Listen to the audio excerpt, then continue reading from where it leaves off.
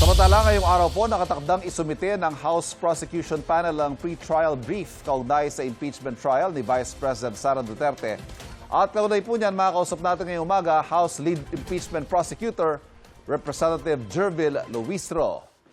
Kong, magandang umaga po. Thank you for joining us. Good morning, Ivan, and thank you for having me here. Ma'am, pakipaliwanag po sa ating mga manonood, ano ba itong pre-trial brief at gaano ito kahalaga sa isasagawang impeachment trial?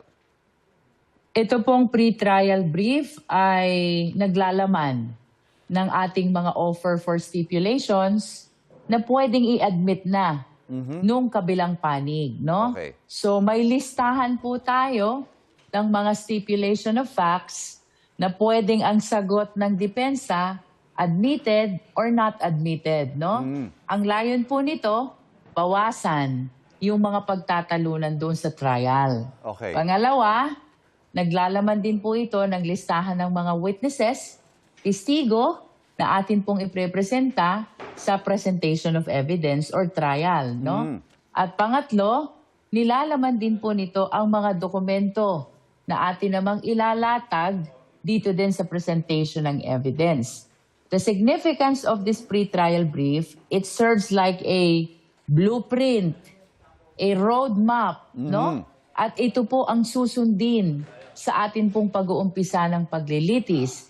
And apparently, the rule is, yung nailagay mo lang sa pre-trial brief or napapaloob sa pre-trial order, yan lang ang pwede nating ilatag during the presentation of evidence. Yung phrase na rules of engagement comes to mind. Ano po, parang ganun din yung pre-trial brief.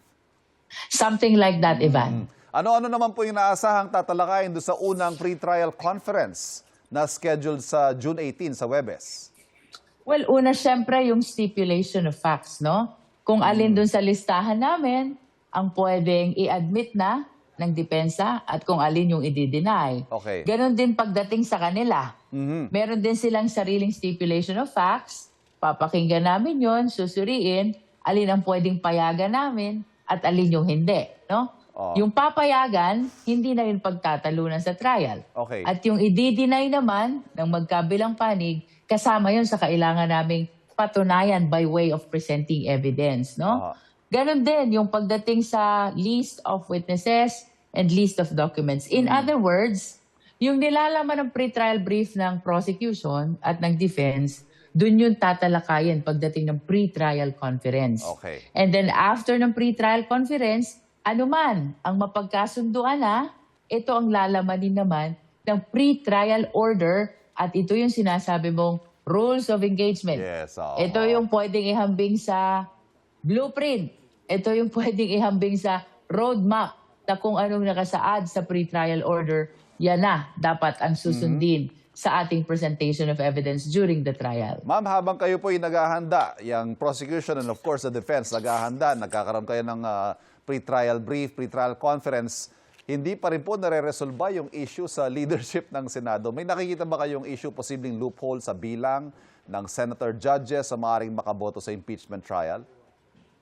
Well, about the issue on leadership, we are really hoping na magkaroon ng duly elected Senate President, no?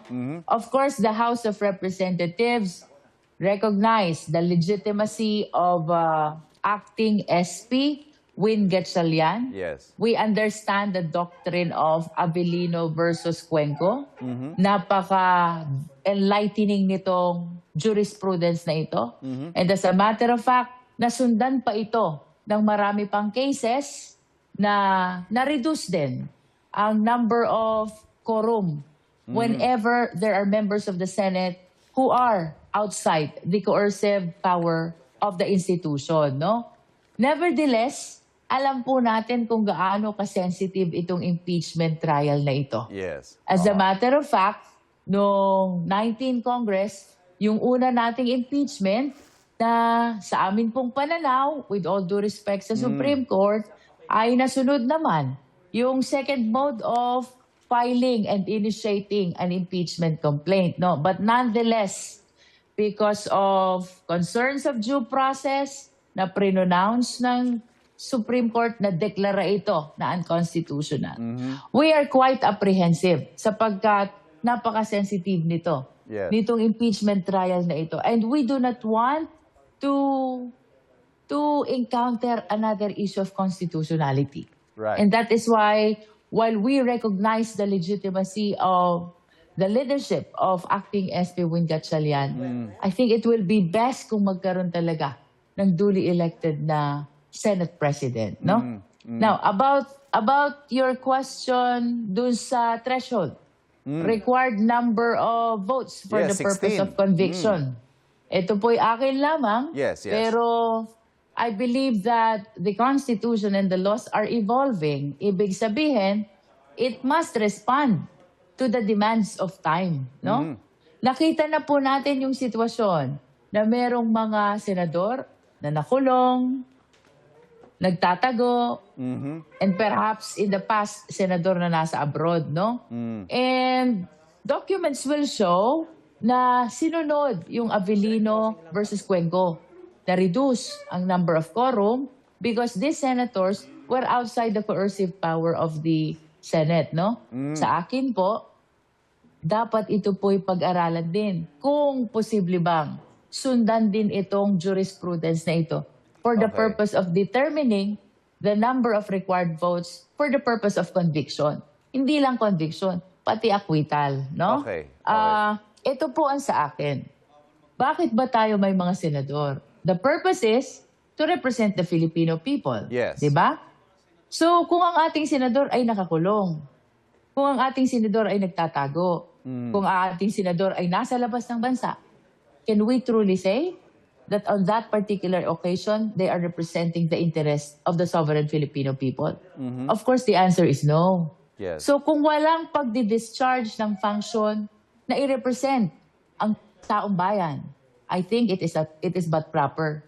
I-reduce ang threshold. Okay. At ang i-consider lang for the purpose of conviction or acquittal ay kung sino yung nakakatugon sa mandato.